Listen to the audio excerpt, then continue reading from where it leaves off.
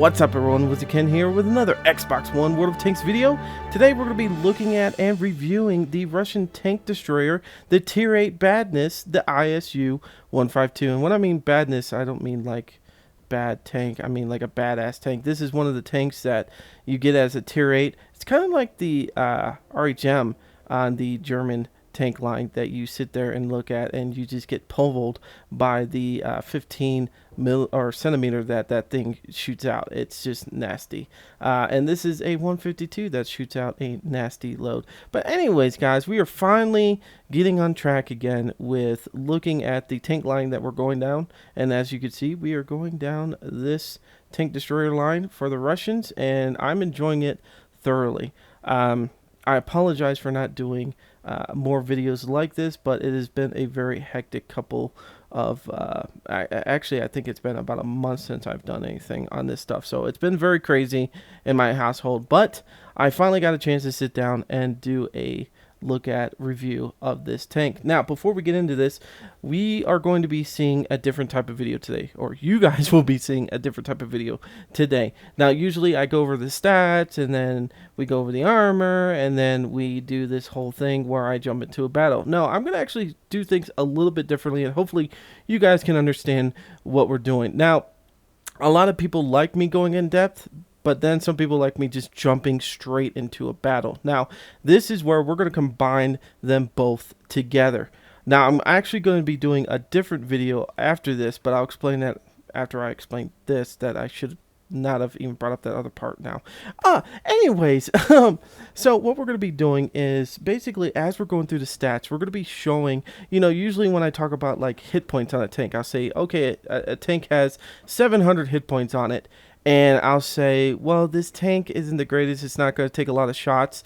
And I'm just saying that stuff. So instead of just saying it, you guys are actually going to be seeing me flipping back and forth through the stats and actually gameplay video of me getting hit and showing that damage or that hit points going down very easily, or saying that the armor can't take any shots. It'll pretty much, it's like paper on a certain tank, and you could see that actually happening with the tanks we're going to be reviewing. So hopefully you guys understand what I mean. So basically, as we're going down the different parts of the stats, we're going to be showing off those primary aspects throughout a actual battle that I was in, and there you go. That's how we're going to do things. So hopefully it'll help the people that like just watching the battles actually want to look at the stats and stuff and understand the tank a little bit better.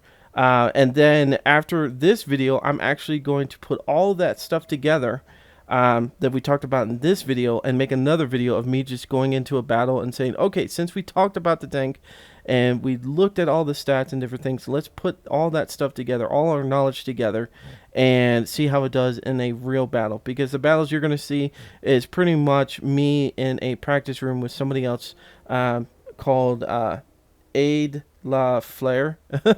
He said that his name was supposed to be AD and then La Flare.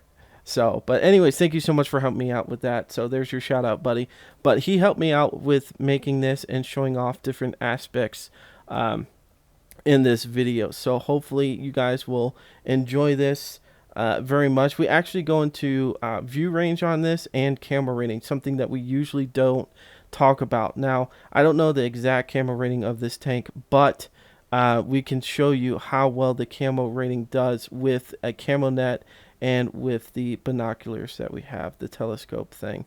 That's, yeah, I can't even remember what it's called, but binoculars. So anyways, I hope you guys enjoy this, and away we go.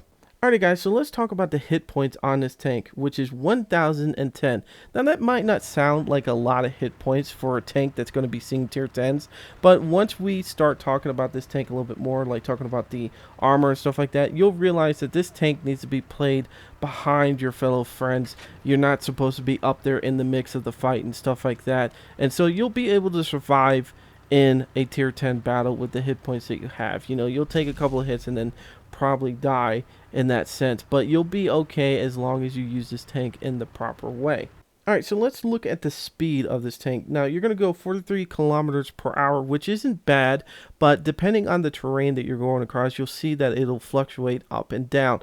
Now, this is pretty decent speed for this tank, but the problem with this tank is how fast you go in reverse, which is not very fast at all, and your traverse speed of your tracks is terrible. I mean, it's going to suck. So if someone gets around you and starts shooting at you, you're probably going to die because as you can see in this video, even the low can get around you if you allow him to, and you can't really keep up with the low by the time he actually kills you and stuff. So make sure that you watch where the enemy is and don't allow them around you, because like I said, the traverse speed is going to be terrible with this tank. Alrighty guys, so let's talk about the gun on this tank. So when you start unlocking packages, there's two main packages at the end that you can unlock: a 152 gun and also a 122. Now the 152 is the one we're going to basically be focusing on, and there's a reason why. Now this is a tier 10 gun, which a lot of people love using on this tank because it just knocks the crap out of them. It has an amazing pen on it, which we're going to talk about in a second, and the damage is great. But the other reason why I wanted to really focus on this is because you need to get used to how this gun operates. I mean, you're only shooting 3.41 rounds in a minute. It's not a fast shooting gun whatsoever. And so you need to get used to it, because that's what you're going to be using when you get to the tier 9. There is no 122 or anything, so that's why we're not going to even go over the 122.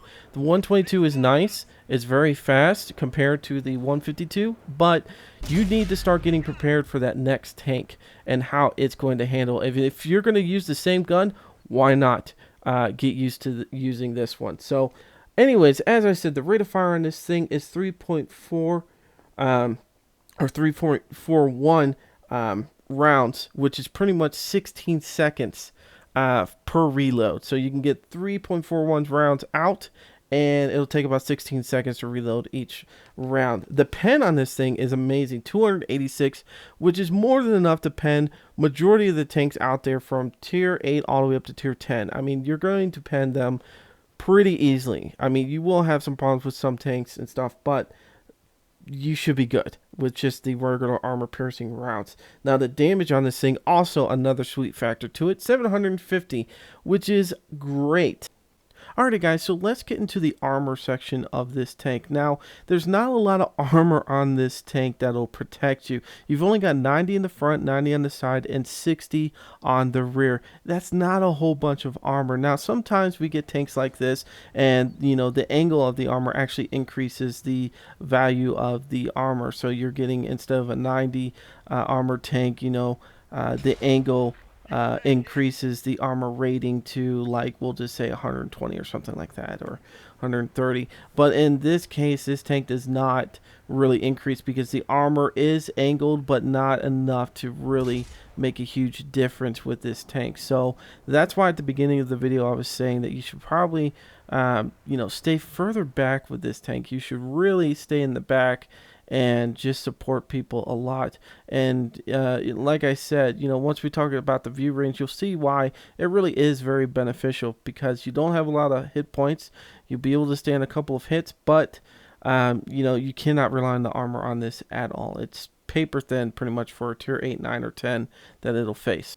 Now, like I said at the beginning, we're going to actually add two new factors into our reviews: the view range and the camo factor. Now, unfortunately, I don't actually have the camo rating or the percentage of camo rating on this tank, but you're going to be able to see in this video how the camo rating works, especially with a camo net and with binoculars on. This thing is going to rock your world when you guys see this stuff. So the view range regularly without anything put on it is 370. Now the low that we're going against is 400. So it's a big difference in the sense that that low should be able to spot me way before I ever see him. He should be able to take me out pretty easily, but we still have to put the camo rating in there, and then also the camo net and the binoculars. Now, the first thing we're going to be looking at is the distance, or the view range, from me just using my binoculars. When will I see the low. Now we marked this down anywhere between 410 and 415 because of course, you know, I was telling him to stop and he wouldn't stop. No, I'm joking. But you know, I had to tell him to stop and try to get a measurement from there. So between 410 and 415, which is actually super amazing. It's great that you went from 370 to 410 to 415 with you know, the binoculars on there, which is great. What we're going to be doing now is the low is going to be coming after us, and we're going to be using two different positions in this. We're going to be using a position with us hiding behind a bush and without the bush. So the first one we're going to be looking at is us without. When does the low actually detect us? So the low actually detects us at 280 meters. So, you know, he had to move in a little bit. You know, his view range is 400, but we have to actually count in our, you know, our camel rating and different things like that, and of course his cruise, you know, experience and different things. But we clocked it in about 280.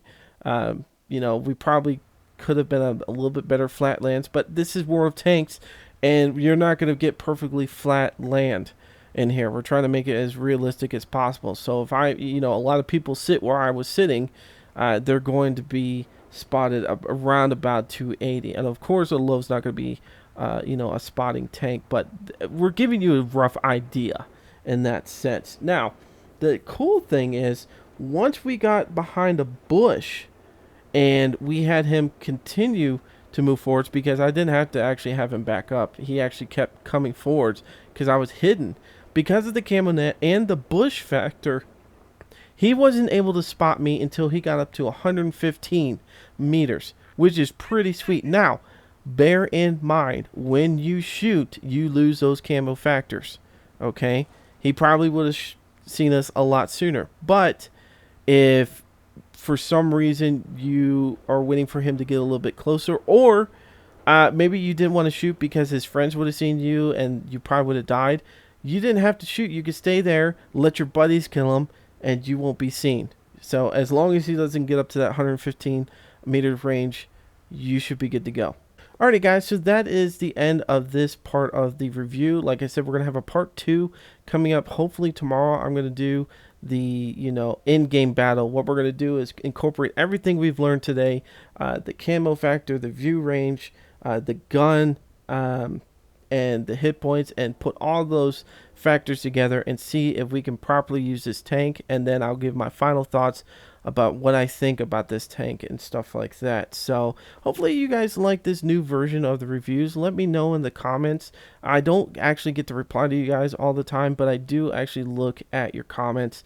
The reason, like I said, I wanted to do this is to hopefully get the people that like the stats to be able to see stuff in battle, but also the people that only like battle scenes can actually enjoy learning about a tank while seeing what happens to a tank. You know, actually have those live footages with the stats and stuff, because I can tell you it is kind of dry in that sense when I'm talking just about the stats and stuff. So hopefully this is a new thing and it works out pretty good. I hope it does. I hope you guys thoroughly enjoy it.